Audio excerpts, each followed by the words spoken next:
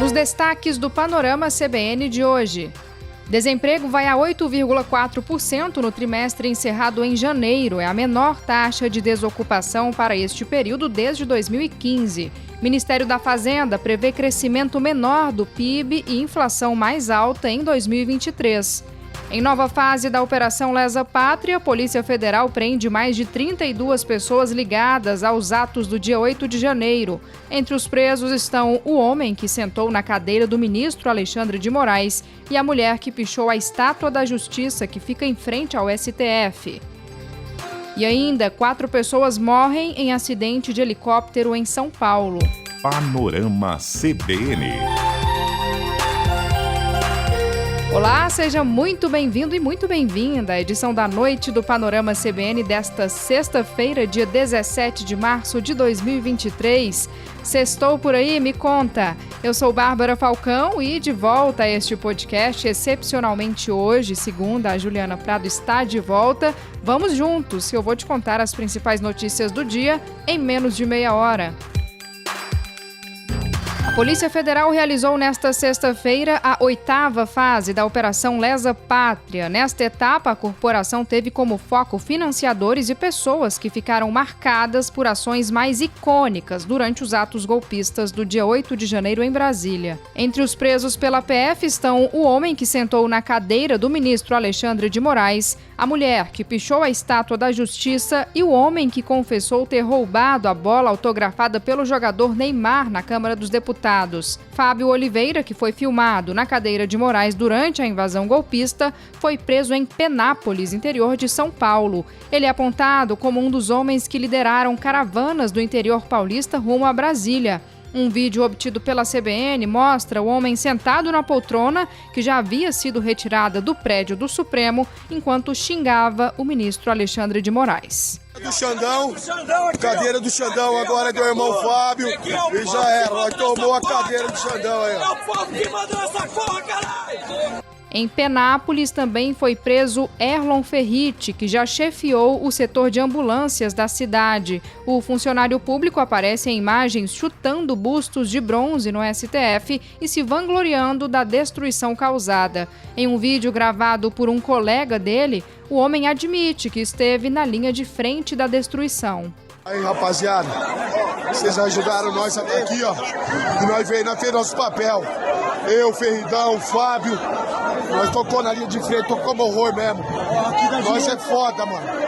Valeu, pessoal, que ajudou nós e confiou na gente nessa missão que nós fez com honra pra vocês, velho. Já Débora Santos, que foi flagrada pichando a Estátua da Justiça, que fica em frente ao STF, com a frase "Perdeu Mané", foi presa em Paulínia, São Paulo. Outro alvo da PF foi Nelson Ribeiro Fonseca Júnior, que já confessou ter roubado a bola autografada pelo jogador Neymar da Câmara dos Deputados. Ele foi preso em Sorocaba, interior paulista, e essa bola, lembrando, já foi devolvida por ele em janeiro.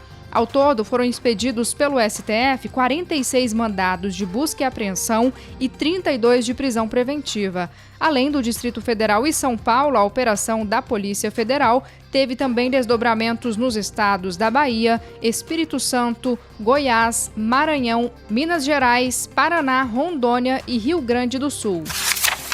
Bom, no momento em que eu gravo o Panorama, segue ainda a expectativa sobre o novo arcabouço fiscal. Nesse momento, às 6 da tarde, o ministro da Fazenda, Fernando Haddad, está reunido com o presidente Lula e também com ministros para apresentar o arcabouço fiscal que vai substituir a regra do teto de gastos. A expectativa é de que Lula debata essa proposta elaborada pela equipe econômica e que faça uma avaliação dos pontos que ele quer que sejam alterados ou mantidos. Depois disso, é que o Ministério da Fazenda deve elaborar a redação final do projeto, o que está previsto para ser apresentado só na semana que vem. Horas antes de se reunir com Lula, essa reunião que começou por volta de 4 da tarde, Haddad disse que a decisão de divulgar ou não os detalhes cabe a Lula e que a partir de agora é o presidente quem dá a palavra final. Ele que decide agora. A partir de agora, está na mão dele agora. Agora a decisão é dele.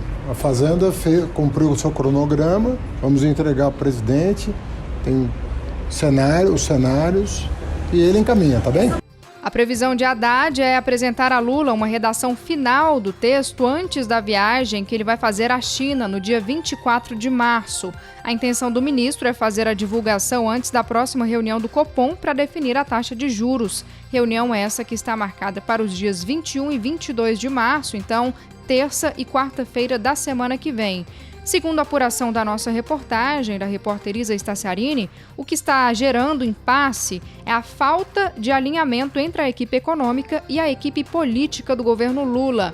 Enquanto o ministro Rui Costa defende espaço para investimentos e obras, Haddad tem a intenção de mostrar ao mercado que o governo vai ter responsabilidade fiscal sem comprometer as contas públicas. Então seguimos no aguardo aí sobre mais detalhes e novidades sobre esse arcabouço fiscal.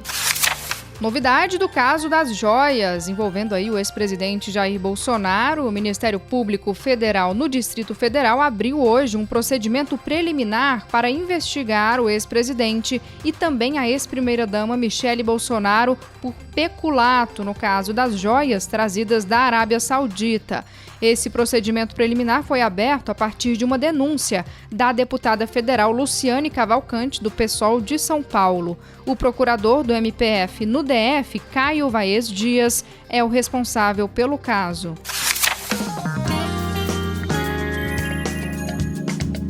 Vamos aos indicadores econômicos do dia. O dólar comercial fechou o dia em alta de 0,59%, valendo R$ 5,269.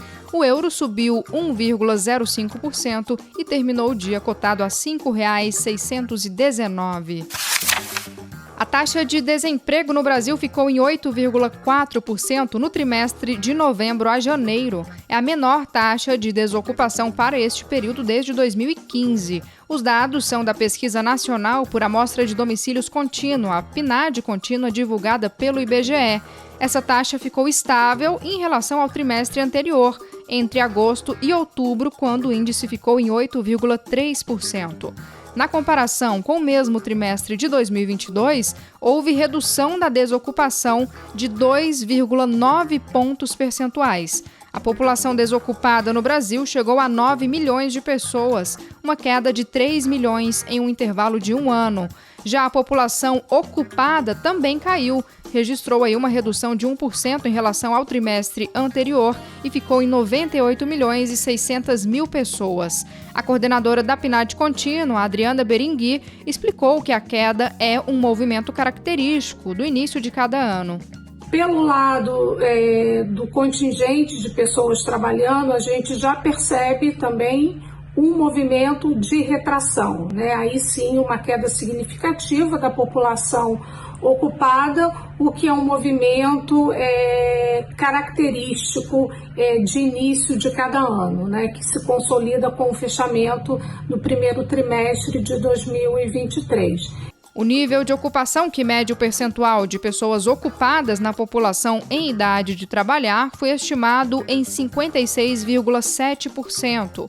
O rendimento real habitual do brasileiro cresceu 1,6% no período, chegando a R$ 2.835 por mês.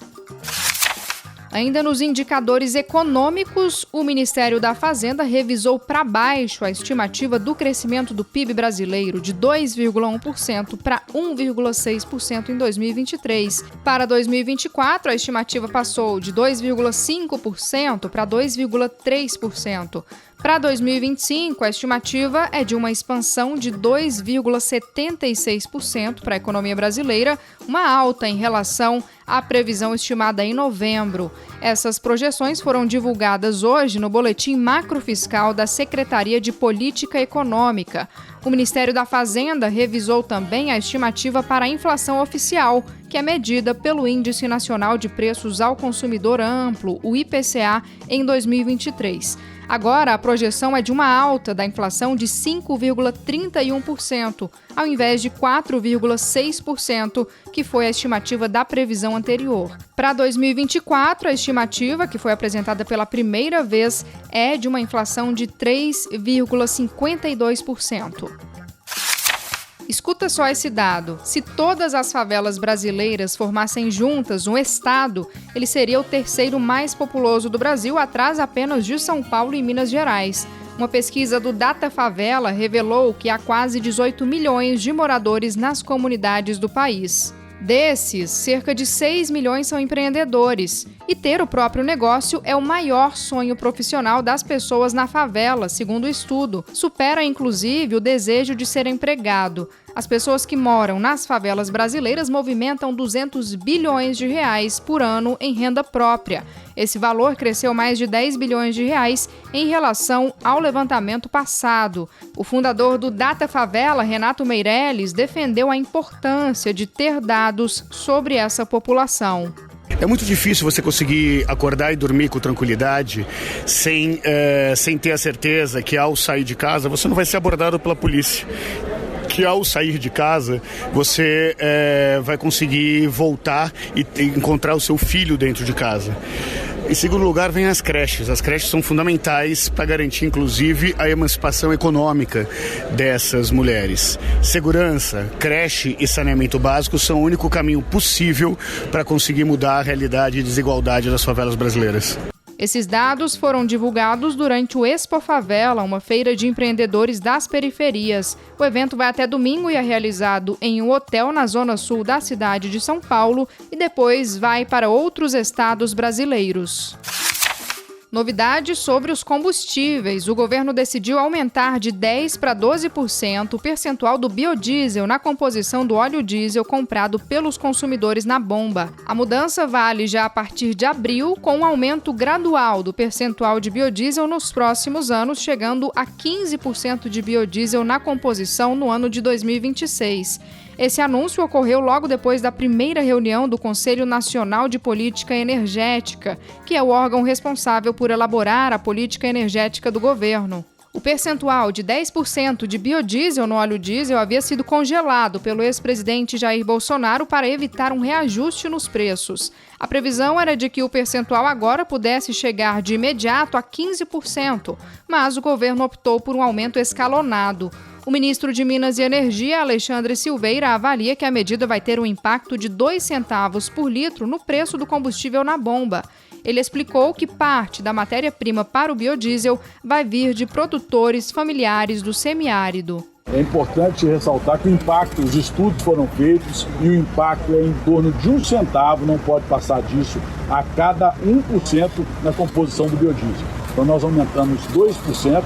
Como para o B12, a partir de abril, o que vai impactar em apenas 2 centavos. Relembrando sempre que a atividade econômica com a questão do biodiesel ela é extremamente vigorosa a partir da produção de soja, do pião manso, e nós obrigamos também nesse programa uma compra mais ativa da agricultura familiar do norte, do nordeste e do semiárido brasileiro. Segundo Alexandre Silveira, o aumento dessa mistura até chegar ao percentual de 15% é uma tendência mundial já pacificada em outros países. Infelizmente, eu trago agora o registro e a atualização de 2 acidentes graves hoje em São Paulo. O primeiro foi na rodovia Regis Bittencourt. A Bianca Santos já te contou mais cedo na primeira edição do Panorama e eu atualizo agora o número de mortos e feridos. Foram 4 pessoas mortas, uma criança de 7 anos, 2 homens e uma mulher. Outras 20 pessoas ficaram feridas e 3 estão em estado gravíssimo. Esse tombamento de um ônibus ocorreu durante a madrugada. E hoje à tarde nós tivemos outro acidente, dessa vez envolvendo um helicóptero. 4 pessoas morreram na queda de um helicóptero na Barra Funda, zona oeste de São Paulo. Segundo o Corpo de Bombeiros, a queda ocorreu por volta de 2h45 da tarde e o helicóptero caiu em um imóvel abandonado. Os bombeiros suspeitam que o helicóptero se chocou com um coqueiro e se destroçou no ar. As vítimas já foram identificadas pela polícia, mas os nomes não foram divulgados. A ocupação da aeronave estava dentro da capacidade permitida. Os tripulantes voltavam de um almoço no Guarujá, no litoral paulista. E vamos agora ao noticiário internacional. A gente está acompanhando aqui essa questão das joias recebidas pelo ex-presidente Jair Bolsonaro, mas saiba que ele não é o único a não declarar presentes. O ex-presidente americano Donald Trump deixou de declarar presentes de autoridades estrangeiras no valor de aproximadamente R$1.300.000. Os objetos foram listados em um relatório divulgado hoje por deputados democratas. Foram mais de 100 presentes não documentados recebidos por ele, pela esposa, pela filha e um assessor. A lei americana determina que todos os presentes com valor acima de R$2.300 sejam divulgados publicamente. Falando agora da Rússia, o Tribunal Penal Internacional de Haia emitiu nesta sexta-feira mandados de prisão contra o presidente russo Vladimir Putin e contra a comissária para os direitos das crianças da Rússia, Maria Lvova-Belova. Eles são acusados pelo sequestro e deportação de crianças ucranianas para a Rússia. Em fevereiro, a Universidade de Yale, nos Estados Unidos, divulgou uma pesquisa financiada pelo governo americano que revelou que pelo menos 6.000 crianças ucranianas foram levadas para campos de reeducação da Rússia desde o início da invasão da Ucrânia, em fevereiro de 2022. O tribunal afirmou que existem motivos razoáveis para acreditar que cada suspeito é responsável pelo crime de guerra de deportação ilegal de população. Apesar desse comunicado e da emissão desses mandados, a possibilidade de que os russos sejam de fato presos é muito remota. Em 2016, a Rússia deixou de ser um Estado parte do Estatuto de Roma, responsável por criar a Corte Internacional em 1998, e, portanto, a Rússia se retirou do Tribunal Penal Internacional.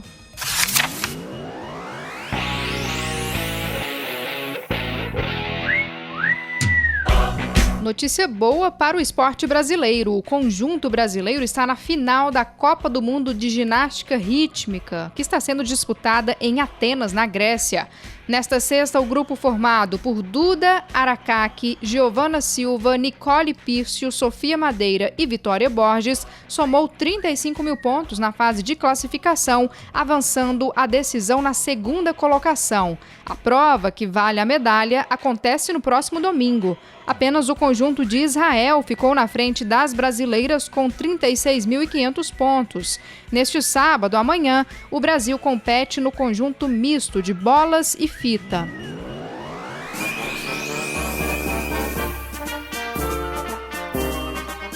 Sexta-feira, como você já sabe, é dia de Rádio Sucupira. O que será que aconteceu essa semana em Sucupira, hein? Vamos ouvir. Eu convoque a imprensa olhada, escutada e lida. Eu vou dar uma coletiva para denunciar ao mundo a trama subversiva de espionagem que foi feita. Um novo escândalo do governo Bolsonaro. A Agência Brasileira de Inteligência estava usando uma ferramenta israelense para espionar adversários políticos. Por isso, quando eu confessei ao padre o roubo do defunto, no dia seguinte todo mundo sabia. Claro. Dirceu escutou e contou para Dulcinea Cajazeiro. Ou ao próprio Odorico. Com isso ele podia ficar a par de toda a vida da cidade. É genial, viu? Isso a gente tem que reconhecer. Genial. Eu não acho genial, né? Eu acho que só um louco seria capaz de fazer isso, né? Pra frente, Sucupira! O senhor não sabe o que é espionagem. O mundo tá cheio de espião. Já tô começando até a desconfiar. De quem? De Sua Excelência. Eu informo que a investigação sobre espionagem ou sobre mau uso de equipamentos da BIM será procedida pela Polícia Federal. Quem podia ter feito isso? E pra quê? Tô começando a entender muita coisa. Por que tanta gente se queixa da quebra de sigilo? Por que tudo se sabe, tudo se espalha? Tão grave na vida íntima das pessoas, nos direitos individuais, na liberdade das pessoas. O senhor sabe que tudo que está acontecendo agora nesse município é manipulado por uma rede de espiões. O senhor acha, é? E contra a espionagem só existe uma arma: a contra-espionagem. É um retrato do descalabro que foi esses 4 anos, né, em que a vida nacional foi esculhambada, foi bagunçada. Chegou a esse limite, bisbilhotar a vida privada de cidadãos. É preciso esclarecer que o prefeito nunca teve conhecimento das atividades espionistas de seu secretário que por esse fato foi demitido a bem do serviço público. Queremos reestruturar a ABIN para que ela se transforme definitivamente numa agência de inteligência, deixando de ser um ajuntamento de bisbilhotice, de arapongagem. Quanto até que vão pensar? Vamos dizer que eu também estou envolvido nessa espionagem. Não, eu não toquei no nome do seu prefeito. E nem vai tocar. Porque se meu nome for envolvido nisso, vai ser o fim, vai ser uma catástrofe, a derrocada. Mas eu não posso assumir assim a responsabilidade de tudo. Eu não tive a ideia, eu só cumpri ordens. Olha aqui, seu, numa hora dessas, que o homem deve estar preparado para o seu momento histórico. Porque é numa hora dessa que a gente conhece os grandes homens e os pigmeus. Os mártires e os covardes. Eu estou lhe dando a oportunidade do senhor se transformar num herói. Apenas mente. As falas do Bem-Amado foram cedidas pelo acervo da TV Globo. O texto é de Dias Gomes e a interpretação de Paulo Gracindo. A edição é de Edmilson Fernandes e Cláudio Antônio.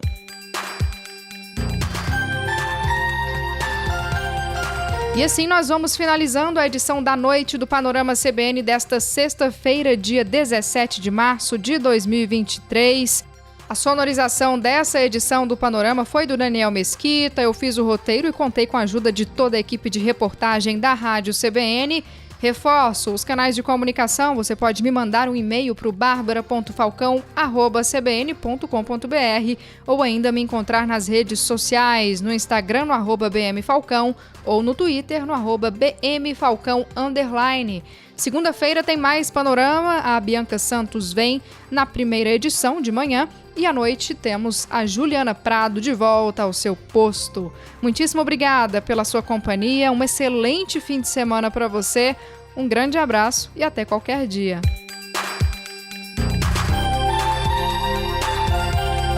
Panorama CBN. As principais notícias do dia em menos de meia hora.